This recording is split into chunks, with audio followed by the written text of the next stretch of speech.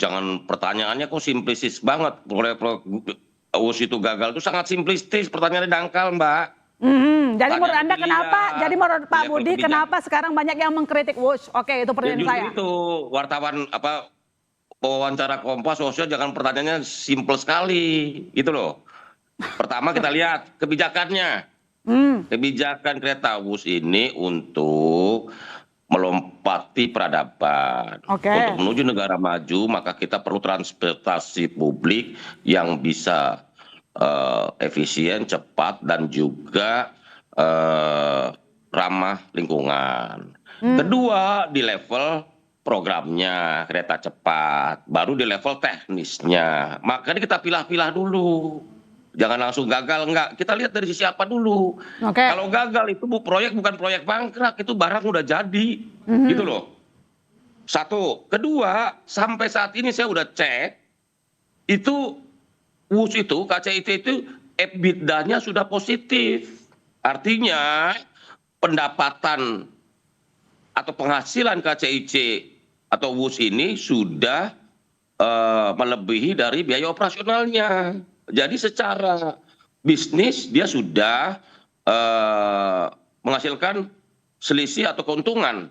Walaupun memang skema atau financial structure-nya menimbulkan problema. Misalnya begini, grace period cuma 5 tahun, tenornya 20 tahun. Oke. Jadi kan bisa dibuat misalnya solusinya grace periodnya ditambah 10 tahun, tenornya diperpanjang menjadi 50 tahun sesuai masa konsesi. Setelah itu gimana? Bisa juga ada solusi lain, misalnya di IPO-kan saja, gitu loh. Jangan melihat sesuatu, ini barangnya jadi loh, karena saya punya pengalaman jadi Menkominfo di perintah Pak Jokowi sebagai presiden waktu itu untuk mengeksekusi program BTS yang waktu itu mangkrak. Karena Pak Presiden nggak mau barangnya mangkrak gitu loh. Dan saya menyelesaikan 6.500 BTS Kominfo itu tanpa tambahan anggaran sedikit pun. Jadi kita harus lihatnya pilah dulu. Ini di level kebijakannya, di level problemnya, di level programnya atau di level teknikal. Oke, dari sisi kebijakan. Pelaksanaannya seperti apa, dibandingin seperti apa, begitu loh. Oke, tapi kalau dari sisi kebijakan Pak Budi, kan kita lihat misalnya Pak Mahfud juga meminta harusnya ada pemeriksaan, lalu kemudian mempertanyakan. Tadinya kan ini proyek ada proposal dari Jepang ke China, itu pertanyaan satu. Yang kedua, cost overrun 1,2 miliar US dollar. Artinya apakah menurut Anda memang ini masalahnya di kebijakan atau teknis Pak Budi? Begini, kalau saya kan juga tadi ditanya sama media, bagaimana kalau ada masalah hukum? Makanya saya pilah-pilah dulu kebijakan, programnya, technical atau technical itu kan bisa aspek pembangunannya, development atau aspek keuangannya. Diperiksa aja di situ. Kalau saya dukung, saya ditanya wartawan media dukung nggak KPK melakukan penyelidikan? Dukung. Kalau ada problem-problem hukum atau perilaku melanggar hukum dari proyekku silahkan dikejar gitu loh, nggak ada masalah. Saya pro penegakan hukum. Termasuk Pak Jokowi juga pro ya? Berarti ini hasil percakapan dengan Pak Jokowi kemarin ya? Saya bilang bahwa ini memang ada cost overrun tambahan. Itu mesti dijelaskan oleh orang yang mengerti kenapa ada cost overrun 1,2 miliar dolar. Mungkin keterlambatan program.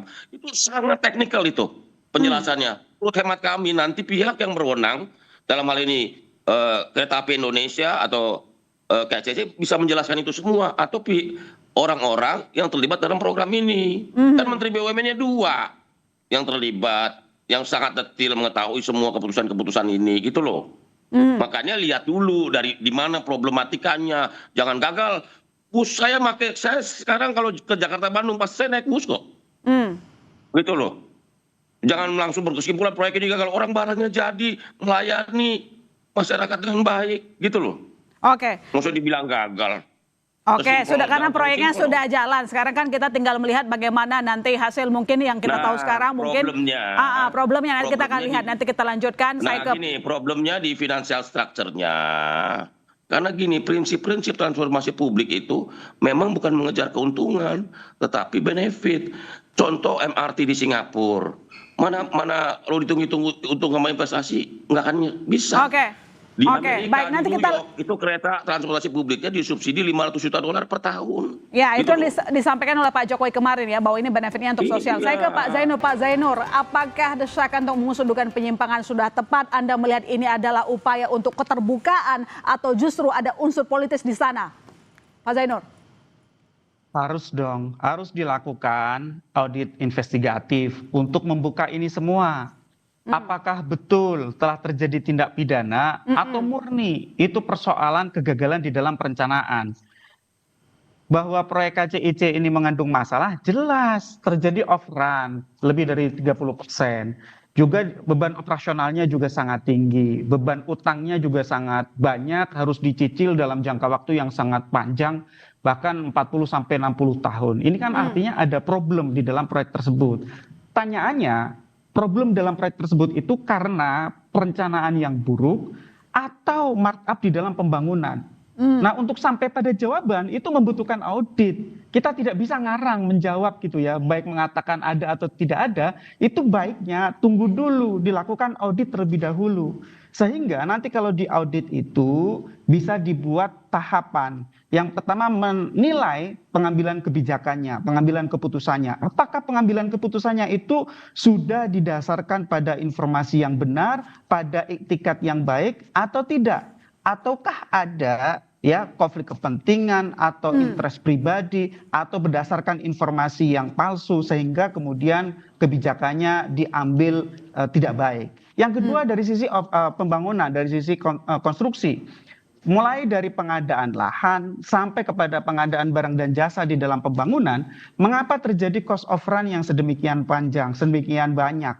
Itu juga harus diaudit. Nanti kalau diaudit bisa sampai kepada kesimpulan apakah karena ada markup atau karena memang ada berbagai perubahan terhadap desain sehingga memang otomatis ada kenaikan harga. Juga tentu waktu itu ada konteks COVID juga atau mungkin karena kenaikan harga seiring waktu. Nah, kalau sudah diaudit semuanya akan terlihat siapa yang melakukan markup, jerat dengan tindak pidana korupsi. Kalau tidak ada ya sudah. Tapi kalau belum ada audit, susah kita berdebat dan saya tidak setuju proyek ini dilanjutkan sebelum ada audit menyeluruh termasuk khususnya oleh aparat penegak hukum. Jadi audit mendesak untuk dilakukan untuk mengetahui bahwa ini ada markup atau justru ada unsur politis di belakangnya. Jelas. Kita mau pakai dasar apa kalau mau melanjutkannya ke Surabaya? Kalau tidak menggunakan dasar audit terlebih dahulu, itu juga sebagai bentuk pembelajaran ke depan. Kalau mau melanjutkan ini ke Surabaya, kita harus tahu dulu Mbak perencanaannya yang benar, biar tidak mengulang kesalahan perencanaan Jakarta. Oke, Pak Zainur, saya punya pertanyaan. Jelas overrun sehingga salah dalam perencanaan. Ya. Saya punya pertanyaan, jawab singkat saja. Ini kan sudah diselidiki oleh KPK, artinya harus ada yang diperiksa. Siapa yang harus diperiksa? Pejabat mana yang diperiksa? Apakah Pak Joko juga harus diperiksa? Jelas dari mulai pengambil kebijakannya ya, mulai dari presiden, menteri BUMN, menteri perhubungan sampai kepada pelaksana proyeknya semua harus diperiksa. Dokumennya semua harus diaudit mulai dari dokumen negosiasi, MOU, kontrak sampai kepada pelaksanaan pengadaan barang dan jasa proyek pembangunannya. Itu harus diperiksa semua sehingga nanti kalau sudah diperiksa kan bisa sampai kepada kesimpulan ada atau tidak pidana yang terjadi dalam proyek bus ini. Gitu, Mbak. Oke, Pak Budi, sekarang memang concern kita bagaimana menyelesaikan utang di mana cost overrun yang cukup membengkak. APBN juga tampaknya tidak bisa dan antara belum memberikan penegasan mau bayar atau tidak melalui dividen. Nah, tadi disampaikan bahwa harus ada penyelidikan dulu, audit menyeluruh dulu, kemudian pemanggilan para pejabat yang terlibat dalam proyek ini termasuk Pak Jokowi. Kemarin berbicara dengan Pak Jokowi, apakah Pak Jokowi akan mendukung proses hukum ini? Gini, proses hukum harus dilakukan karena kita kan negara hukum. Ya. Karena itu tadi benar itu audit aja dulu. Kalau kita mau melanjutkan ke Jakarta Surabaya harus ada audit menyeluruh terhadap program atau proyek ini. Gitu loh. Karena saya melihat sesuatu itu lihat dari kebijakannya atau programnya, ini kredibilitas program bahwa kita perlu transportasi publik. Iya, bahwa di level teknis banyak problematika silakan aja, apalagi kalau ada konsekuensi hukum silakan aja di proses secara hukum. Kita negara hukum, saya dukung itu kok. Kalau tidak tanya proses hukum silakan aja. Cuman tetap harus praduga tak bersalah. Pihak-pihak sebagai penyelenggara proyek kereta cepat Jakarta Bandung ini kan bisa ditanya satu-satu gitu loh. Manakala mereka ada hal-hal yang bertentangan dengan hukum, ya diproses saja secara hukum begitu. Kita ini mendukung transparansi, mendukung pemerintahan yang bersih, tetapi juga jangan semena-mena atau serta-merta dengan gampangnya ini gagal, enggak. Nanti setelah Pak Prabowo nggak jadi presiden, nanti diumpak-umpak lagi soal MBG, soal Koperasi Desa Merah Putih, soal perumahan rakyat, program-program ini kebijakan pemerintah ini problematikanya gimana? Di level pelaksanaan apa di level kebijakan? Kalau kebijakan kan nggak bisa, itu pilihan politik kok. Gitu loh.